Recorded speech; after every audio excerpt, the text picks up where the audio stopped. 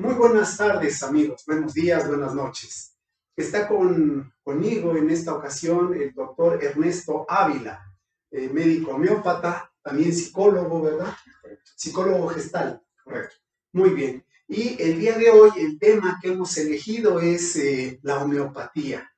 Tenemos a un experto, un conocedor en la materia, y el tema es muy interesante porque antes de empezar la plática formal, estábamos platicando, calentando motores y hablábamos de la gran controversia que suscita. La homeopatía o tiene defensores apasionados o tiene detractores apasionados, pero no deja a la gente en una posición neutral. O sea, entonces hoy vamos a hablar de la homeopatía y claro, puede haber muchas dudas, muchas inquietudes, se repiten muchas cosas en los medios y qué mejor que hablar con un experto, con toda la experiencia, para ver si esto funciona o no. ¿De acuerdo, Ernesto? Sí, primero muchas gracias, David, por invitarme a esta entrevista y compartir esta información con tu público.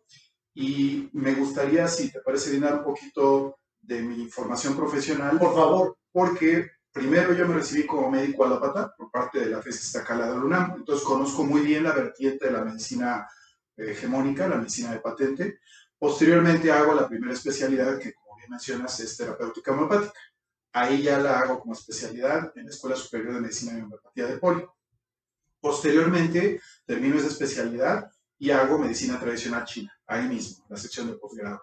Y como también mencionaste, hago mi segunda carrera que es psicoterapeuta con enfoque gestal. Entonces conozco muy bien la parte alopática y la parte homeopática.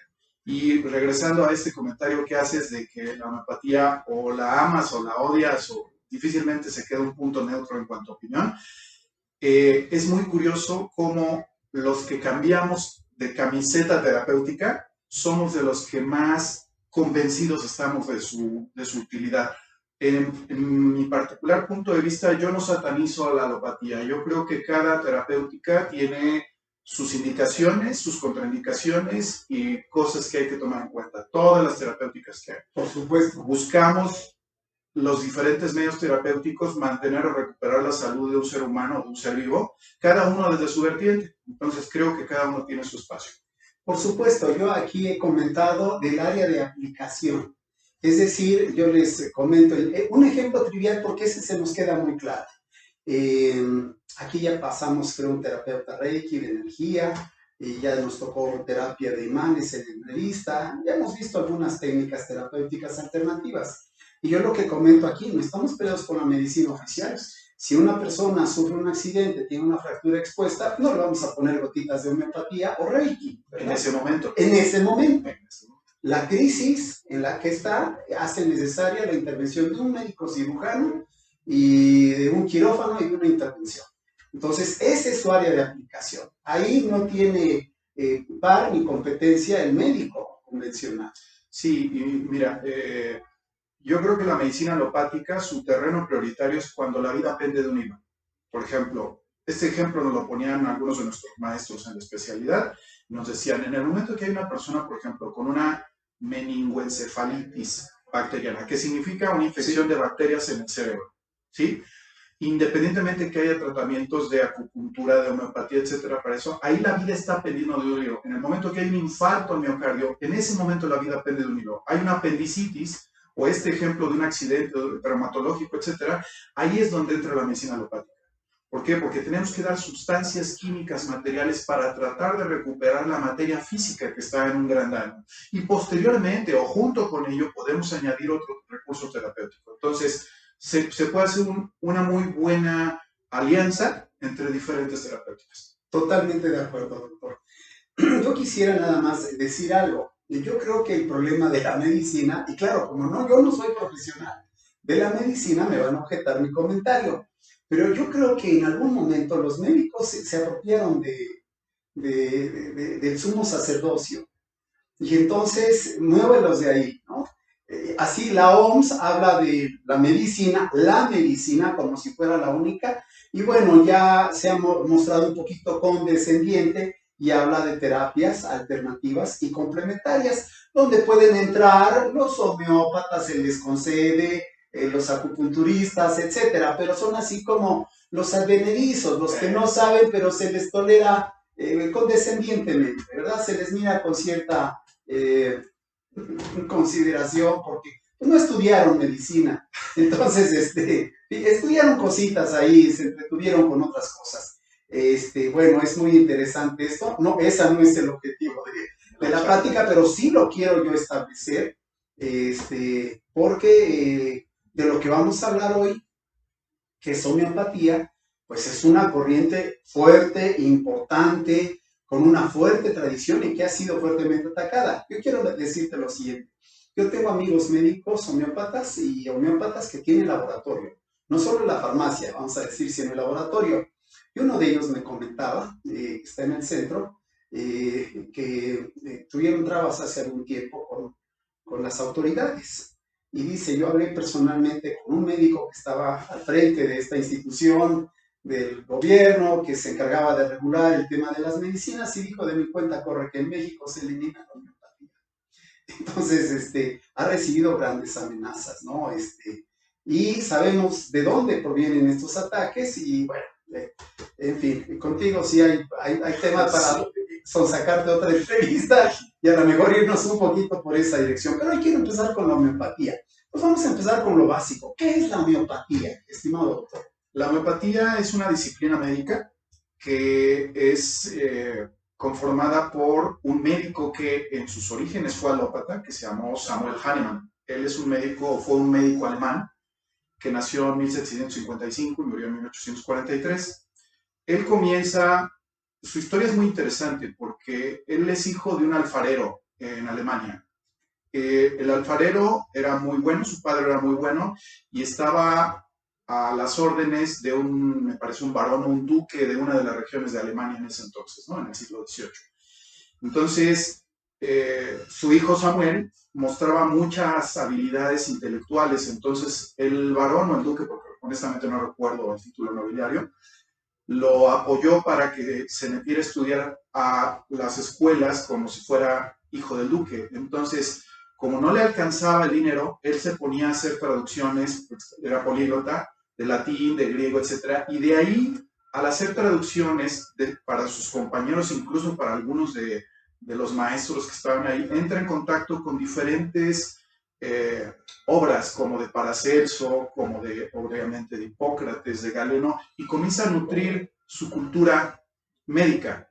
Se recibe como médico alópata y empieza a ver que los tratamientos en ese entonces eran muy drásticos, muy dramáticos. Se utilizaba mercurio, se utilizaba arsénico, se utilizaban venenos, se utilizaban sangrías. Las sangrías. Incluso al grado, no como las sangrías actuales, ¿no? Eran al grado casi del desmayo. Y en su naturaleza inquisitiva o investigadora, él le preguntaba a sus maestros, maestro, ¿por qué damos el mercurio para tratar, por ejemplo, la sífilis? Que en ese entonces había 3 enfermedades muy, muy frecuentes, que era la sarna, que era la gonorrea, que era la sífilis. Y entonces, ¿por qué damos mercurio para tratar la sífilis? Y le decían, sus maestros, la contestación de sus maestros era, porque así se ha hecho siempre. Entonces no había un criterio científico. Muy bien. Entonces, a partir de que él entra también a trabajar en un hospital psiquiátrico y comienza a ver los grandes daños que se les hacía tanto en las sustancias que se les daban sin un proceso de investigación a las personas enfermas con síntomas mentales, él comienza a decir esto no puede ser y trata de empezar a establecer una metodología más racional y científica para poder tratar de otra manera. Y ahí comienza a conformar la homeopatía, que aproximadamente sus comienzos son en el año de 1790. ¿Sí? Entonces, la homeopatía es una disciplina médica que utiliza dosis infinitesimales o pequeñas dosis de medicamentos y tienen efectos a nivel corporal, a nivel emocional y a nivel mental. Sí, yo lo que tenía entendido es que precisamente a causa de las intoxicaciones, tanto por medicación con arsénico como con mercurio, o los mineros que trabajaban con el plomo, Hahnemann empezó a ver que había ciertas reacciones físicas por intoxicación que encajaban con ciertos cuadros patológicos. Y de ahí surgió el concepto de curar con lo semejante, pregunto yo. Vamos. A partir de que él comienza a conformar esta otra nueva vertiente terapéutica, entra en contacto con dos cosas. Lo que se llama el principio de semejanza, que proviene de Paracelso, que fue un alquimista en la Edad Media, y también con los datos que mencionas. Exacto. El similia similibus curentur, que sería en latín. ¿Sí? Así es. Lo semejante se cura con lo semejante, sería la traducción. Entonces entra en contacto con este tipo de información, en donde Paracelso decía que aquella sustancia que tenía cierta manera, cierto color, cierta forma, era útil para tratar aquella forma que en el cuerpo estuviera. Pongo un ejemplo, la zanahoria, si la partimos a nivel transversal, vamos a ver un círculo y círculos internos como si fuera un ojo. Y sabemos que la zanahoria tiene fama de ser buena para la vista, por ejemplo. O que una planta de sabor amargo es muy buena para tratar el hígado y la vesícula biliar. Entonces, sería parte de lo que tomó de los principios de semejanza. Y la otra es la toxicología, que es el estudio de las sustancias que dañan o son venenos para el cuerpo. A partir de esto que mencionas, esos cuadros que se daban cuando se administraba a alguna persona alguna de estas sustancias tóxicas, también se podían ver reflejadas en personas que no estuvieran tomando eso, por otro tipo de enfermedades. Entonces, está nutrida por dos cosas, por el estudio de la toxicología, el estudio de los venenos, y el estudio de las sustancias semejantes.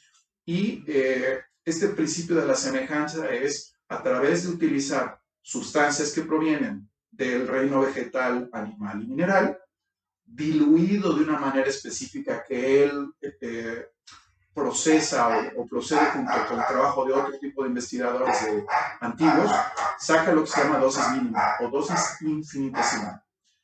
A través de explorar estas sustancias que les digo provienen de diferentes medios de los reinos de la naturaleza, diluidas de una manera muy específica, se administraban pequeñas dosis durante cierto tiempo a personas saludables. Conforme las personas que iban tomando estas dosis mínimos de las sustancias que se iban experimentando, iban teniendo síntomas, porque empezaron saludables, y se iban registrando. Esto se llama experimentación pura. Es una de las pocas terapias que puede ser utilizada e investigada en personas saludables, y con la ventaja que en el momento que se suspendía la administración del medicamento, los síntomas remitían automáticamente sin dejar ninguna secuela. Eso es algo muy importante de decir. Así es. Muy bien, Ernesto. Mira, yo quisiera decirte lo siguiente. Y es tú hablabas de que se están usando dosis infinitesimales de la sustancia que puede provenir del reino mineral, vegetal, etc. Muy bien. Ahora, yo pregunto, la objeción, una de las objeciones que hace la medicina científica es cómo pueden curar esas dosis infinitesimales. Entonces, de acuerdo al número de Avogadro, ¿sí? Ya sabemos por dónde voy. Sí, 10 a un numerito por 10 a la 12 nos dice que después de la 12ª potencia centesimal, en teoría no tenemos ni una molécula de la sustancia original. Esa es una de las principales objeciones que hacen los médicos. ¿Qué es lo que está curando entonces? Si no es la sustancia, porque ya no hay, ¿qué es lo que está curando? Ok, aquí partamos de otro de los siete principios básicos en los que se basa la homeopatía, que se llama fuerza vital, y de lo que se llama la naturaleza, la fuerza curativa de la naturaleza. Todos esos son principios denominados en latín en esa época. Natura morborum medicatrix y vis medicatrix natura. ¿Qué significa? En la naturaleza está la curación y la fuerza de las cosas que existen en la naturaleza nos puede ayudar a mantener y recuperar la salud. Entonces, voy a explicar un poquito también de cómo se hacen estas diluciones. Dependiendo si la sustancia es vegetal, animal o mineral, se van a hacer trituraciones o se van a hacer maceraciones, por ejemplo, en plantas, para sacar lo que sería el jugo que a nivel técnico se llama tintura madre. De esa maceración se obtiene un grano con N de niño. No es un gramo es 0.625 miligramos. Era una medida antigua de peso, ¿sí? Un grano. Entonces, ese grano sí es una sustancia a la que hay que pulverizar o una gota de tintura dependiendo de la sustancia que se va a diluir. Ejemplo, Podemos utilizar la camomila matricaria, que es manzanilla, se macera la planta, se saca el jugo, tintura madre, se toma una gota y dependiendo si se va a hacer un preparado a la 10ª potencia o a una potencia centesimal, las más usuales aquí en México son las potencias decimales y centesimales, pero hay otro tipo de dinamizaciones. Voy a dar el ejemplo de una centesimal. Se toma una gota de la tintura madre de camomila y se disuelve en 99 gotas de una solución, y ahí vamos a entrar a lo que nos hace la pregunta David, hidroalcohólica, que tiene la mitad de agua destilada y la mitad de alcohol debe de estar entre 84 y 86 grados de pureza. Entonces es una solución hidroalcohólica. Una gota en 99 gotas de solución hidroalcohólica. Y como vamos diciendo, se sacude 100 veces. Entonces estamos poniendo una parte en 99, nos da 1/100 en cuanto a fracciones. De esa sustancia que se sacudió 100 veces, se toma una gota de eso que se diluyó y se vuelve a diluir en 99 gotas de agua con alcohol. Y se sacude 100 veces. Esas sacudidas se llaman succiones. De ahí se vuelve a sacudir y se toma una gota por cada frasquito. Esto significa, como bien dijo David, que entre la dilución 12 a 17, dependiendo si es vegetal, animal o mineral, se pierde la materia que originalmente se estaba diluyendo. Hay diferentes estudios y uno de los estudios habla de una cosa que se llama teoría de los cristales líquidos. También los invito a que investiguen o que vuelvan a revisar los trabajos del doctor Masaru Emoto, en donde el agua tiene cualidades de guardar memorias vibratorias o energéticas o frecuenciales. Por lo tanto, esa metodología de dilución con sacudidas produce choques moleculares, choques atómicos. Esos choques atómicos van conformando entre los ángulos de oxígeno e hidrógeno una silueta energética de la sustancia que se estaba diluyendo. Otra de las cosas que en la homeopatía se basa es que aquella sustancia que como materia produce ciertos síntomas, lo mencionabas por ejemplo con los venenos, va a curar aquello como remedio homeopático, si se prepara como remedio homeopático. Entonces estamos por ejemplo con la camomila. Si se toma el jugo de camomila, no el té, el jugo de camomila, si lo maceramos y nos tomamos el jugo, va a dar muchos cólicos. Y una de las cosas que se toma para el té es para evitar la dispepsia con flatulencia y los cólicos. Bueno, la camomila preparada como remedio homeopático es un excelente remedio para dolores que son calambroides y que tienen como descargas eléctricas. ¿Sí? ¿Y qué es lo que está ocurriendo entonces? Esa silueta frecuencial que tiene la solución hidroalcohólica, podemos llamarlo antimateria, porque ya no hay materia cierta de ilusión. ¿Sí? Entonces, sabemos que en física, dos ondas de la misma frecuencia y fuerza, pero en sentido contrario, se anulan. Y el estado natural del ser humano y del cuerpo es estar saludable. Entonces, cuando proveemos un medicamento de acuerdo a una imagen de síntomas, el médico homeópata o el terapeuta homeopático tiene que hacer una identidad. Estos son los síntomas de la persona y esto es lo que está descrito en las experimentaciones de los medicamentos homeopáticos. Si hacen más, son semejantes, entonces va a curar la enfermedad de manera natural. Pongo otro ejemplo. Una picadura de abeja. Normalmente la sensación es ardor, punzada, caliente, que se mejora con cosas frías. Esa es la sensación de un piquete de aguijón de abeja. Ok. Nosotros tenemos, dentro de lo que es la farmacopea, que es el conjunto de medicamentos homeopáticos, un medicamento que se llama apis mellífica. ¿A qué le suena? Abeja de miel o abeja melipona. ¿Sí? Entonces, dado como remedio homeopático, quita esa sintomatología. Ahora veamos cómo también se aplica esta ley de semejantes. Una quemadura de 2º grado de sol, esa de las quemaduras por sol. ¿Cuál es la sensación? Punza, da piquetitos, arde, se pone rojo y mejora con cosas frías.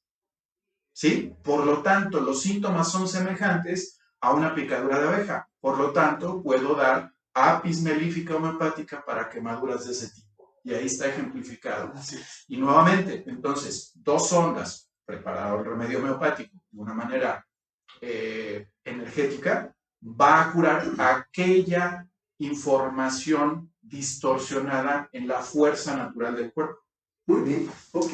Estamos entrando de lleno a un tema muy interesante y este es que Hahnemann, te voy a decir mi opinión, mi modesta opinión.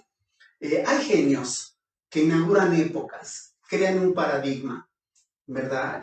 Newton lo es en física, incuestionable, y Hahnemann es en la medicina. Desde mi punto de vista, su envergadura, o sea, el tamaño de Hahnemann, su visión, su genialidad al tomar elementos de aquí y de allá, sus observaciones tan agudas y tan simples al mismo tiempo, que en eso reside el genio, lleva a crear y conceptualizar una nueva forma de medicina que, fíjense, para poder entender bien cómo funciona, tenemos que recurrir a la física cuántica, a un modelo de la física donde ya la materia no es lo preponderante, ¿sí? El paradigma de la física anterior a la física cuántica es el paradigma cartesiano-newtoniano, donde la materia es lo más importante.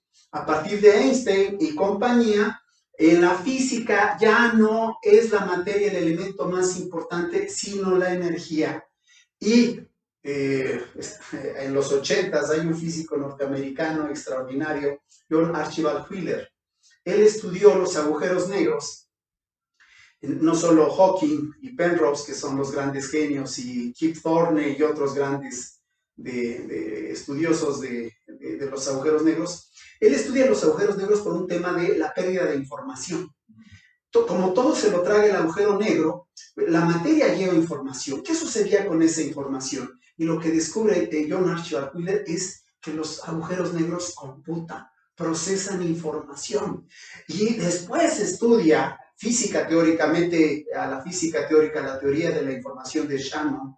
Hay dos teorías de la información y lo que descubre es que toda la materia está computando. Es decir, y a donde quiero llegar, y eso es lo que dice John Archibald Wheeler, dice él, ya no es la energía el elemento más importante del universo, ahora lo es la información. Entonces tenemos una jerarquía, información, energía, materia. ¿Qué es la homeopatía?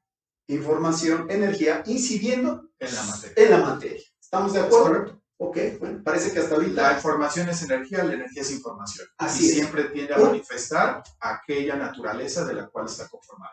Totalmente de acuerdo. Entonces, fíjense qué interesante. En otras palabras, fíjense lo que voy a decir. Un médico no entiende cómo funciona la homeopatía porque para entenderla tienen que trascender el paradigma con el que ellos trabajan, que es el paradigma cartesiano-newtoniano.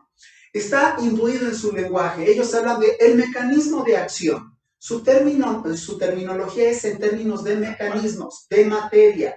Por eso, en su marco conceptual no puede entrar algo que se va mucho más allá de su marco conceptual y entonces, como no lo entiendo, lo desacredito. Eso es lo que sucede con la mayoría de científicos aquí. Es tal cual, incluso aquí hay... La homeopatía es una de las disciplinas que tiene mucha filosofía. Entonces, como bien lo estaba mencionando David, el hecho de que la visión de la homeopatía es una visión vitalista del universo. ¿Qué significa? Existe una energía que anima a la materia. Cada quien le puede llamar como le quiera decir, ¿sí? La inteligencia cósmica, la fuente universal, Dios como cada quien la concibe, etc. Existe una fuerza que anima a la materia. Y desde la visión newtoniana, cartesiana, es no. La materia es la que da origen a la vida. Por lo tanto, si nosotros queremos medir el amor, no es posible porque el sistema de medición hasta ahorita no hay un amorómetro. La parte como lo explica la vertiente de la medicina hegemónica son los químicos, pero partamos del origen de todo. El origen de todo primero es, como lo dice, la información y luego la energía. Esos químicos cerebrales o que están circulando por el cuerpo, primero fue una orden eléctrica de ciertas neuronas y de ahí produjo una materia que se llamarían sustancias químicas. Y cuando hacemos, algunos de ustedes podrán acordarse del balanceo de ecuaciones en química, lo único que hacemos es cambiar los electrones que deben ser los mismos electrones de las sustancias que están reaccionando con la sustancia final. Al final de cuentas es electricidad y magnetismo. Entonces, si no nos damos esa oportunidad, los médicos alópatas, el marco de referencia, como se quiere explicar, no alcanza. Y entonces dicen, tú nada más estás dando agua con alcohol, es todo lo que estás dando. O estás dando lactosa, de lo que están hechos los globulitos, los chochitos o las pastillas. En cuanto a materia, tienen razón, pero en cuanto a la información y energía, no la tienen. Y es lo que, como bien dice David, no es fácil sacarlos de su credo cientificista, pero eso no significa que no exista. La ausencia de evidencia no es evidencia de ausencia. Sin embargo, la ausencia de evidencia es en su marco conceptual. Correcto. Porque todo lo quieren ver desde acuerdo a su marco conceptual materialista. Y tendrían que hacer un esfuerzo por entender la otra evidencia. La otra evidencia. Que es otro marco conceptual. Así es. ¿Qué es lo que hace el médico entonces para desacreditar la homeopatía? La mayoría de los médicos recurren al llamado efecto placebo. ¿Nos platicas un poquito? Y explícame ya la verdad, confiesa la verdad. ¿Es efecto placebo en la homeopatía? Bueno, entonces primero empezamos por efecto placebo. ¿Qué es el efecto placebo? Cuando se da una sustancia que no tiene una reacción química en el cuerpo real. Se llaman sustancias inertes porque no reaccionan realmente con nosotros en nuestro cuerpo, con las diferentes funciones.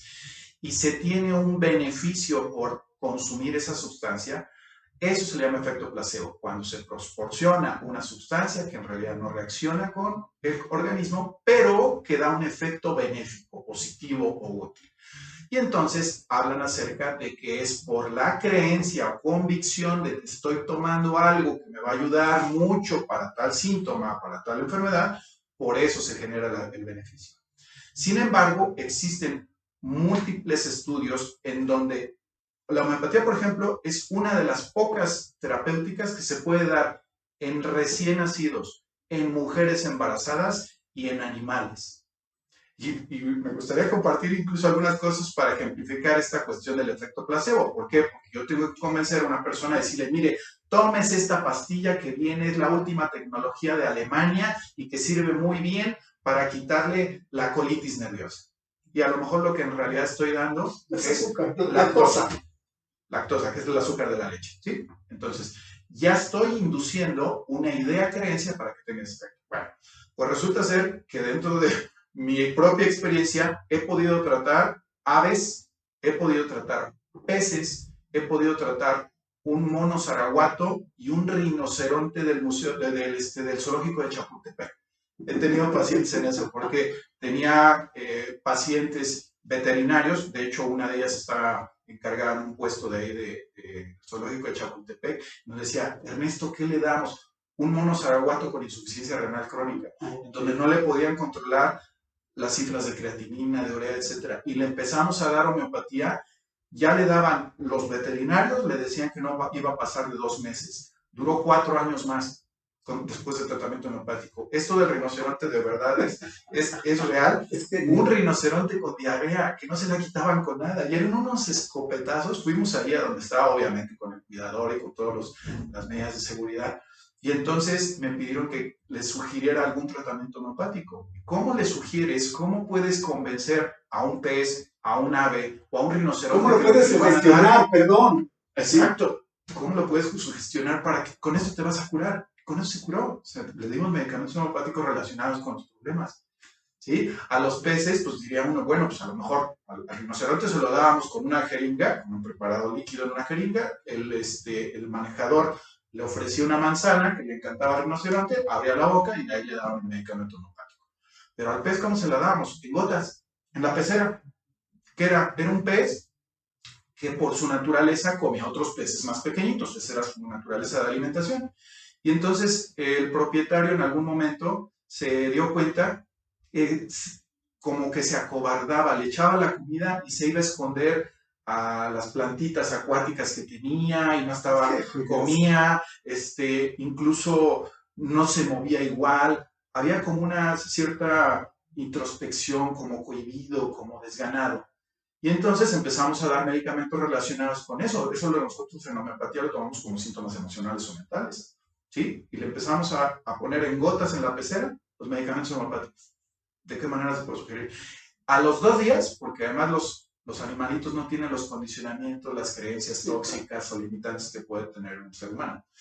A los 2 días volvió a comer, volvió a salir y andaba nadando libremente en su pecera. Y correteando los otros peces. Entonces, ¿cómo yo puedo convencer a un perro? Igual, en la casa siempre ha habido mascotas. Entonces, en alguna ocasión teníamos dos, un Rottweiler y una Boxer. Y primero comenzó el Rottweiler con parvovirus. Ya tenía vómitos y diarreas con sangre. Ya estaba muy grave. La llevamos con el veterinario. El veterinario tenía mente abierta porque también no todos los veterinarios están abiertos a este tipo de cosas. Yo le dije, haz de todas las medidas que tú conozcas, pero me gustaría utilizar también terapéutica homeopática. Le empezamos a dar medicamento homeopático apenas así en la mucosa del hocico, porque ya prácticamente no deglutía, estaba muy débil. Y a los 5 días salió. Y me dijo el veterinario, dice, mira, yo no sé qué fue, pero normalmente los Rottweilers son una de las razas con más mortalidad por parvovirus. Al rato se contagió la Boxer, le volvimos a dar también tratamiento homeopático y salió también perfectamente. Entonces, ahí hay unas demostraciones en forma personal y vivida, aunque también hay muchas demostraciones en donde no es un efecto placebo, sino es un efecto que utiliza la fuerza curativa natural del cuerpo, lo que es sistema inmunológico, lo que son reacciones de neurotransmisores, se puede utilizar prácticamente para cualquier enfermedad, incluso enfermedades terminales, ¿correcto? Muy bien, ok. Pues creo que con esto ya tenemos un vistazo así breve, muy breve de lo que es la homeopatía. Esto es un tema muy profundo que da para mucho más. Muy bien, estimados amigos, yo les agradezco mucho su atención y quiero pedirte un favor. Si nos puedes dar tus redes sociales, tu teléfono, dónde te pueden localizar. Quizá alguno de nuestros pacientes diga, pues me interesa hablar con el doctor Ernesto Ávila. Correcto, los vamos a pasar por internet y mis redes sociales son Sanar Desde Adentro MX en Facebook, Sanar Desde Adentro MX, y prácticamente es como lo estoy manejando. ¿Sí? Ahí tiene los datos del consultorio. Yo estoy en la zona norte de la Ciudad de México. Sin embargo, también damos consulta ahora por todo este tipo de circunstancias, videoconsultas. Entonces podemos coordinar también ese tipo de atención. Perfecto. Pronto les voy a pasar los datos. Vamos a estar en contacto. Y pues Ernesto, te quiero agradecer mucho, de verdad, el que hayas estado con nosotros. Gracias a ti también. Y esperamos verte pronto por aquí. Y a lo mejor le damos un poquito otro sesgo a la plática y hablamos un poquito acerca de estos conflictos que hay en el mundo de la medicina. Sí, antes de entrar decíamos que habíamos platicado un poquito de qué está pasando con las universidades donde se hace investigación médica, qué participación están teniendo los laboratorios, por qué razón tenemos que ser personas muy atentas para entender qué está sucediendo. ¿Realmente los laboratorios farmacéuticos tienen interés en sanar a la gente? Bueno, hay muchas preguntas y creo que tú eres la persona indicada para que platiquemos sobre estas cosas. Muy bien. Estimados amigos, nada más ahora yo les pido ya para finalizar, denle like a este video. Si no se han suscrito, suscríbanse, comenten, compartan y atrévanse a dar un paso quienes no lo han hecho y prueben las bondades de la medicina homeopática. Estimados amigos, gracias. Hasta pronto.